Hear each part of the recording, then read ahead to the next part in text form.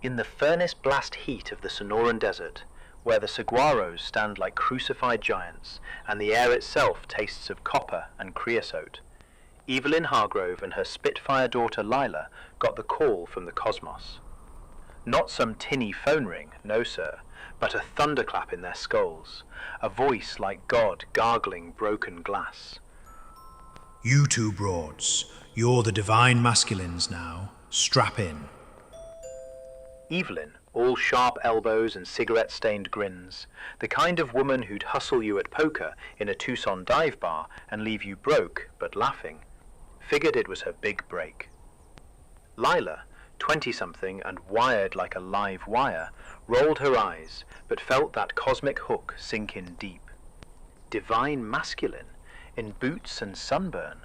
The universe had a sick sense of humor, flipping the script on all that yin-yang bullshit, casting dames in the role of the hunter, the provider, the raw yang force blasting through the ether. Evelyn got first dibs on the prize. Marcus Vale, the male divine feminine, this sun-golden barefoot mystic living among a million humming hives outside Sonoita, all soft eyes and whispered poetry, nurturing vibes pouring off him like creosote after rain. He was the receiver, the moon to their sun, but with a twist. Marcus had that receptive glow, drawing in energy like a saguaro drinks a 10-year rain. Evelyn pounced, all aggressive charm and dust-kicking bluster, and bam! They conjured a cosmic star-child. Not some squalling brat, but a real daughter born the hard way, blood on terracotta tiles, cicadas screaming. They named her Solana. She came out glowing like heated amber, eyes the color of mesquite honey held to sunlight. The business exploded. Solana honey, jars of liquid revelation that made people weep, remember childhoods they never had, heal cancers and broken hearts in the same spoonful. But Evelyn, oh Evelyn, she got greedy. Lazy too. Started cutting the sacred honey lies, booze, pocketing grace, and lounging by the pool while the hives began to die.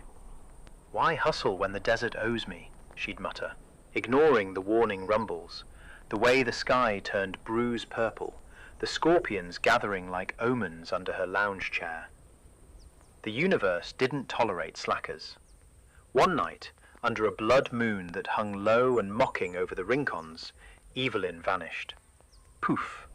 Dispatched like a bad plot twist, her essence scattered across the sand, leaving behind a half-smoked Marlboro and a note in swirling dust. Overdrawn. Lila stepped up, heart pounding like a jackhammer on caliche, eyes wide with that king family dread, the kind where you know the monster's under the bed, but you peek anyway. She stood with Marcus, tentative at first, but the connection hit like a haboob rolling in at 60 miles per hour. He, the feminine, touched the deepest part of her soul, her masculine core, unearthing buried fears, raw ambitions, the jagged edges where her yang force cracked like sun-baked clay. It was intimate, terrifying, a psychic striptease that left her exposed, vulnerable in ways no desert horror story could capture. Lila ran, bolted from that adobe compound, boots kicking red dust, screaming internally, too much, too real.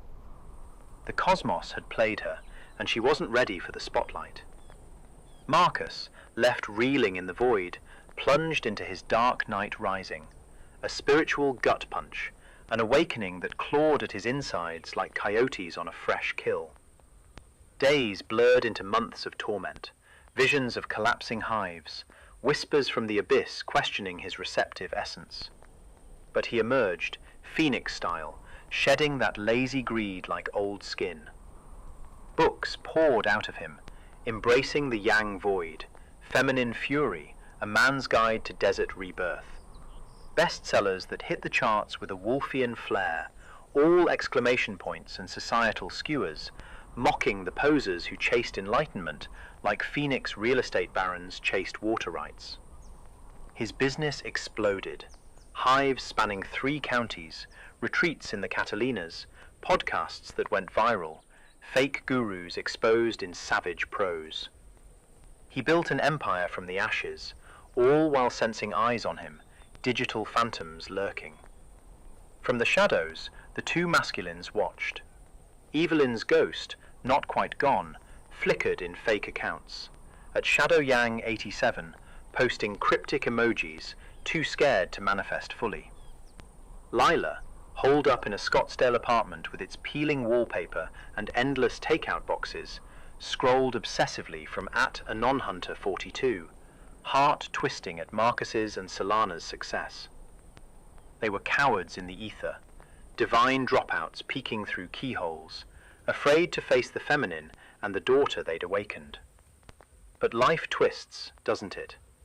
The real power couple isn't human greed anymore. Solana, now grown fierce and luminous, hair the color of creosote honey, eyes that burn like desert noon, and her father Marcus ride the hot wind together. Father and daughter, divine feminine and the living star child. Their hives sing across the valleys, their honey heals nations.